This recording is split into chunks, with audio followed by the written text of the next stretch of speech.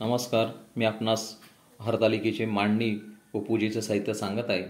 हरतालिकेकरता 2 बदाम, 2 हळकुंड, 2 सुपारी, 2 खारी, 1 खोबऱ्याची वाटी, हळद, कुंकू, पंचामृत, विड्याची पानं, 1 नारळ, अगरबत्ती पुडा, कापूर डबी, 1 चौरंग, रांगोळी, पत्री.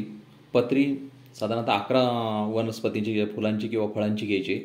7-7 पानं घेतली तरी चालतात. काही ठिकाणी 5-5 घेतली जातात, काही ठिकाणी 11 घेतली जातात प्रत्येक झाडाच्या.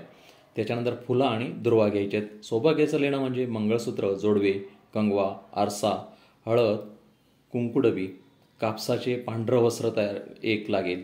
त्याच्यानंतर 3 वस्त्र जे आहेत ते रंगीत केलेले हळद कुंकाचे कापसाचे तयार करायचे आहेत. या पद्धतीने संपूर्ण साहित्य जे लागणार आहे हे हरतालिकेकरता लागणार. हरतालिकेचे जे व्रत आहे तर कुमारिका करू शकतात, त्याबरोबर विवाहित स्त्रिया करू शकतात आणि सौभाग्याचं थोडक्यात आयुष्य वाढावं त्याच्यासाठी हरतालिकेचं व्रत केलं जातं. हरतालिकेची आपण आता मांडणी कशी करायची या संदर्भात मी तुम्हाला माहिती सांगतो. अगोदर चौरंग ठेवा आणि त्याच्यावरती 1 वस्त्र टाकून वाळू स्वच्छ धुवून घ्या आणि धुतल्यानंतर तिचे एक महादेवाची पिंड मध्यभागी करायची आहे. त्याच्यानंतर हळूहळू व्यवस्थित तिला आकार द्यायचा आहे आणि आकार दिल्यानंतर बाजूला पार्वती काढायची आहे. महत्त्वाचं म्हणजे आता आपण महादेवाची सर्वप्रथम पिंड करत आहोत. सुशोभितपणा चौरंगाच्या आजूबाजूला दिसावा म्हणून रांगोळी काढा. त्यानंतर आपल्याकडे फुलदाणे असतील तर फुलदाणे ठेवा. पूर्वी काही गावांमध्ये ह्या बाकीच्या गोष्टी मिळत नव्हत्या, तर खरं पार्वतीने महत्त्वाचं म्हणजे नदीच्या काठी जंगलामध्ये जाऊन गुहेमध्ये हे व्रत केलेलं आहे आणि म्हणून नदीच्या काठी लव्हाळी पूर्वी उगायची. तर खरं चौरंगाला लव्हाळी बांधली जाते, पण काही ठिकाणी लव्हाळी नाही मिळत तर काही लोक कर्दळी बांधतात, कोणी केळीची पानं बांधतात. आणि त्याच्यानंतर मध्यभागी तिने वाळूचं लिंग तयार केलेलं आहे महादेवाचं. त्याच्यानंतर पार्वती गणपती ठेवण्यासाठी आपण वाळूचे गणपतीचा आकारही देऊ शकतो. काहींना आकार नाही देता आला तर साधी वाळू ठेवून त्याच्यावर आपण सुपारीची मांडणी करू शकतो. त्याच्यानंतर महादेवाच्या समोर पिंडेच्या समोर महादेव म्हणून लांबट आकाराचा जरा वाळूचंच आपल्याला महादेव तयार करायचे आहेत. त्याच्यानंतर पंचकोणाचं म्हणजे मध्यभागी सखी पार्वती आणि तिच्या मैत्रिणी त्याच्याबरोबर हे व्रत करताना होत्या म्हणून त्या मैत्रिणींचं सुद्धा त्या ठिकाणी स्थापना वाळूनेच तयार करून दाखवायची. त्याच्यानंतर गंगा दाखवायची आहे आपल्याला. आणि महत्त्वाचं म्हणजे ही पूजा करत असताना महादेवाची ही मांडणी वगैरे झाली, तिला संपूर्ण आकार दिला गेला तर अगोदर ताटामध्ये सुपारी ठेवा. सुपारीवर पंचामृत टाका.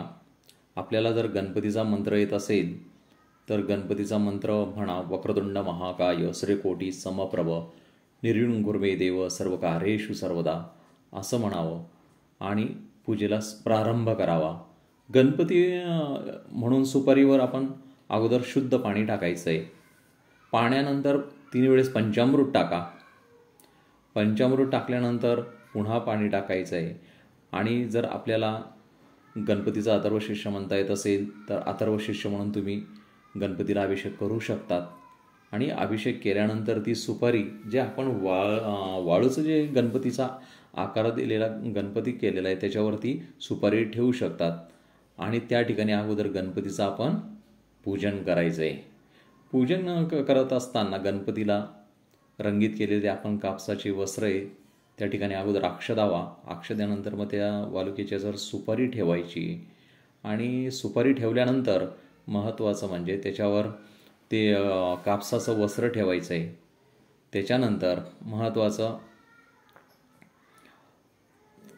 कापसाचं वस्त्र व्हायल्यानंतर हळद, कुंकू, अक्षदा, फुलं हे व्हायचे. चौरंगासमोर छानपैकी रांगोळी वगैरे हे सुद्धा असणं गरजेचं आहे म्हणजे ते प्रसन्नता वाटते. आणि त्याच्यानंतर अखंडित सौभाग्याची प्राप्ती होण्यासाठी संकल्प वगैरे सुद्धा आपणास हातात पाणी घेऊन करायचं आहे आणि पाणी सोडायचं आहे. त्याच्यानंतर हे केल्यानंतर ती जी सुपारी आहे तिची आपण वरती ठेवल्यानंतर आपण पूजा मी तुम्हाला सांगितली कशा पद्धतीने करायची ती तुमच्या लक्षात आलेली आहे. त्याच्यानंतर महत्त्वाचं म्हणजे महादेवाच्या पिंडीचा आपल्याला अभिषेक वगैरे करता येत नाही, म्हणून आपण काय करायचं आहे, फुलानेच पिंडीवर पाणी शिंपडायचं. जर आपल्याला गंगेचा मंत्र येत असेल, गंगेचे म्हणायचे व गोदावरी सरस्वती नर्मदा सिंधू कावेरी जलेस्मिन् सन्निधिं कुरु, असा मंत्रही म्हणू शकता. जर कोणाला मंत्र येत नसेल, शुद्धोदक स्नानम समर्पयामी असं म्हणायचं आहे आणि त्या पिंडेवर त्याच्यानंतर जी पार्वती केलेली त्या वाळूची त्या वाळूच्या याच्यावर पार्वतीच्या याच्यावर पाणी शिंपडायचं फुलानेच. त्याच्यानंतर महादेव दाखवलेले त्या ठिकाणी महादेवाच्या याच्यावर आणि गंगेच्या याच्यावर पाणी शिंपडायचं आहे. पाणी शिंपडल्यानंतर महत्त्वाचं म्हणजे तुम्ही पुन्हा फुलानेच दूध शिंपडा आणि पंचामृत समर्पयामी असं म्हणायचं आहे आणि शिंपडायचं आहे. पुन्हा शुद्ध पाणी शिंपडायचं आहे आणि शुद्ध पाणी शिंपडल्यानंतर अक्षदा व्हायच्या आहेत. अक्षदा वाहिल्यानंतर महादेवाला पांढरी फुलं आणि त्याच्यानंतर कापसाचा अगोदर वस्त्र व्हा, त्याच्यानंतर एक पांढरं फूल ठेवा. महादेवाच्या याच्यावर हळद कुंकू वाहता येत नाही आपलं पिंडीवर, तर ते आपण जे पार्वती केलेली वाळूची त्या ठिकाणी तिला पांढरं कापसाचं वस्त्र रंगीत वस्त्र व्हा आणि पांढरं फूल ठेवा, हळद कुंकू व्हा त्या ठिकाणी व्हा, कारण पिंडीवर वाहता येते. त्याच्यानंतर आपण खाली वाळूचंच महादेव केलेलं, त्या महादेवालाही रंगीत वस्त्र व्हायचं आहे, फुलं व्हायची. त्याच्यानंतर जी गंगा तयार केलेली तिलासुद्धा गंधाश फुल व्हायचं आहे, हळद कुंकू व्हायचं आहे. त्याच ठिकाणी पंचामृत, त्याच्यानंतर खडीसाखर असेल तर खडीसाखर किंवा 5 फळं किंवा साखरेची वाटी यांचा त्या ठिकाणी नैवेद्य दाखवायचा आहे. त्याच्यानंतर मध्यभागीच्या पिंडीवर सगळे जे आपण पत्री आणलेली ती पत्री त्या ठिकाणी सगळी व्हायची आहे. आणि त्याच्यानंतर कोणाला बेलाचं फळ मिळालं तर बेलाचं फळही वाहू शकतात, निवडुंगाचं फळही वाहू शकतात, त्या ठिकाणी फळ वाहू शकतात. आणि त्या ठिकाणी त्याच्यानंतर धूपदीप दाखवायचा आहे